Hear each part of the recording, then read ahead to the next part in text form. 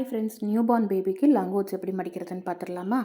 யூஸ்வலாக நம்ம ஸ்கொயர் ஷேப்பில் கட் பண்ணிவிட்டு அதை ட்ரையாங்கிள் ஷேப்பில் போடுவோம். பட் ஆனால் அது வந்துட்டு ரொம்ப லைட்டாக இருக்கிறதுனால தண்ணி அதிகமாக இழுக்காது. இந்த மெத்தடில் மடிச்சிங்கன்னா உங்களுக்கு ஈஸியாக இருக்கும். ஃபஸ்ட்டு ஆஸ் யூஷுவல் நம்ம வந்துட்டு கரெக்டான ஸ்கொயர் ஷேப்பில் கட் பண்ணி எடுத்துக்கலாம். இப்போ இந்த ஸ்கொயர் ஷேப்பில் கட் பண்ணியிருக்கிறத பார்த்தீங்க அப்படின்னா, நான் 2 கார்னர்ஸையும் ஜாயின் பண்ணி ஒரு ரெக்டாங்கிள் ஃபோல்டில் எடுத்துக்கிறேன். இப்போ இதை வந்துட்டு நான் ஒரு தடவை மடிச்சிருக்கேன். இப்போது இதையவே வந்துட்டு இன்னொரு தடவை மடித்து எடுத்துக்கலாம். அப்போது 2 மடிப்பு ஆகும்போது நமக்கு ஒரு ஸ்கொயர் ஷேப் ஃபார்ம் ஆகும். இப்போ இந்த ஸ்கொயர் ஷேப்பில் பார்த்தீங்க அப்படின்னா, ஒரு பக்கம் ஒரே ஒரு லேயர் மட்டும் இருக்கும். ஒரு பக்கம் வந்துட்டு 4 லேயர் ஆஃப் கிளாத் தெரியும். ஏன்னா ஒரு சைடு வந்துட்டு மடிப்புக்குள்ளே போயிடும். இப்போது இந்த 4 லேயர் ஆஃப் கிளாத் இருக்குது இல்லைங்களா, இதில் ஒரு கார்னரில் பிடிச்சிக்கலாம். அதே மாதிரி லேயர் மட்டும் தெரிகிற இடத்துல டாப்பில் வந்துட்டு ஒரு ஃபிங்கர் மட்டும் யூஸ் பண்ணி ஹோல்டு பண்ணிக்கிறேன். இப்போ அந்த கிளாத்தை வந்துட்டு நான் விரிக்கும் போது பார்த்தீங்க அப்படின்னா ஒரு பெரிய ட்ரையாங்கிள் ஃபார்ம் ஆகுது.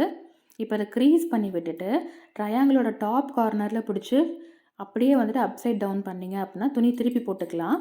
இப்போ பார்த்தீங்கன்னா ஒரு சைடு உங்களுக்கு ட்ரையாங்கிளும் ஸ்கொயர் ரெண்டும் தெரியும். இன்னொரு சைடு ஒரு ட்ரையாங்கிள் மட்டும் இருக்கும். இப்போ அந்த ஸ்கொயர் ஷேப்பில் இருக்கிறத 4 இல்லைன்னா 3 ஃபோல்ட் பண்ணிக்கலாம் நமக்கு ஏற்ற மாதிரி.